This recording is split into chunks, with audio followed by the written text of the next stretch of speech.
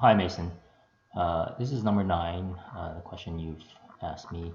So I've set it up in Excel because it's easier than typing it, than writing it. But you can do this on calculator as well. So first of all, the distribution is here. We have x, which they just made it 0, 1, 2, 3, 4, 5.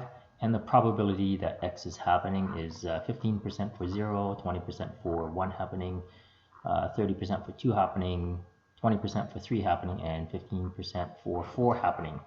So this is a probability distribution. So think of it as a game. So there's a 15% chance that you'll roll a 4, for example, or a 20% chance that you'll roll a 3, so on. So that's all this is.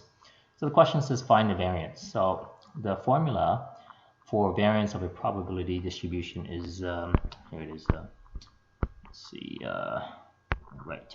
It's the sum of x, right, times p of x. Excuse me. So all you do to find x times p of x is you multiply x with the probability that it happens. So we're going to do this with our Excel instead of a calculator, but it's the same thing. So equals 0 times, stars times, the probability of x is 15%, so that's 0. And the next one would be 1 times 20%, 2 times 30%, so on. So I'm just going to do this quickly by filling it in like that. So this is the probability of x times p of x. So 4 times 0.15 is 0.6, 3 times 0.2 is 0.6, and so on, right?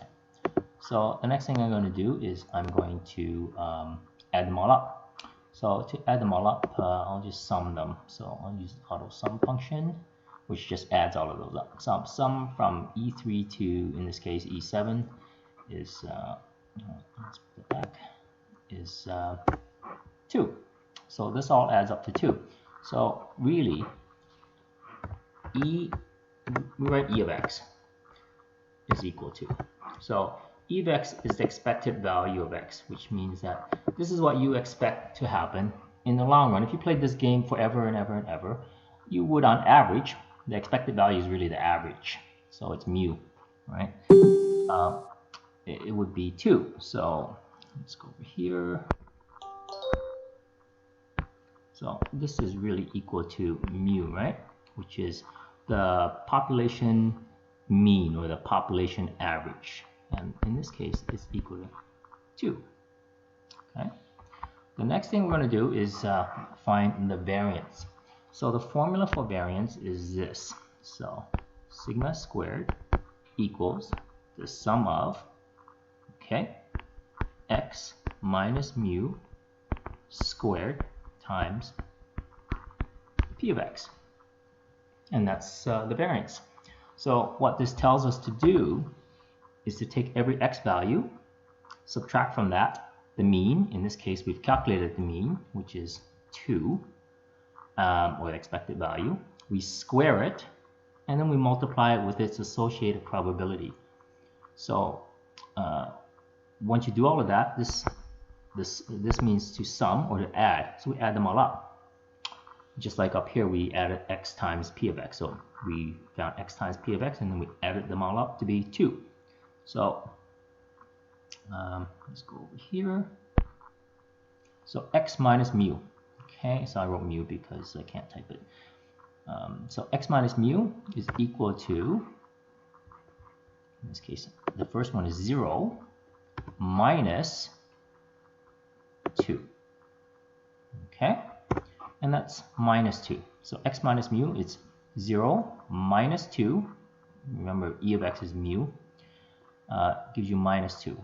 And I'm going to do that for every single one of them. So I'm going to use my formula. So in Excel, if you put a $sign, I don't expect you to use Excel, but you can use a calculator. But the $sign locks that cell. So in other words, it won't move from E9. So when I drag it down, it will always be x minus E9. So 0, minus 2 is minus 2, 1 minus 2 is minus 1, 2 minus 2 is 0, right? 3 minus 2 is 1, and 4 minus 2, 2 is 2. So the next thing we do is we follow the formula. So x minus mu, we've just done that. We square it. So got the title already here. So we're going to square that.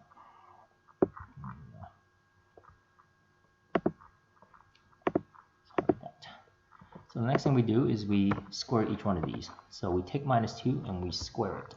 So hat 2. Okay, so minus 2 squared is 4, minus 1 squared is 1, 0, 1, and 4 again. Okay, the next thing we do is we look at the formula. We've done all of this, x minus mu squared, and we multiply it with p of x. So this is x minus mu squared, and we times it by p of x. P of x, for the associated one is 15% for the first one. Right? That's 0.6. So 4 times 0.15 is 0.6. The next one is 1 times 0.2, 0 times 0.3, 1 times 0.2, and 4 times 0.15. So we'll just fill this in to make it easier. And that's x minus mu squared times p of x. The next thing we do is we add all of these up. That's what the sum symbol means. So I'll just use the function AutoSum. It sums all of these numbers up, and we see that the answer is 1.6, and that's our answer. The variance is 1.6. Okay. There you go. So remember, this is mu. Mu is equal to that, and the variance is 1.6. So if you want the standard deviation, which is the square root of that, the standard deviation will be just the square root of 1.6. Okay, I hope that helps you. Let me know. Thanks.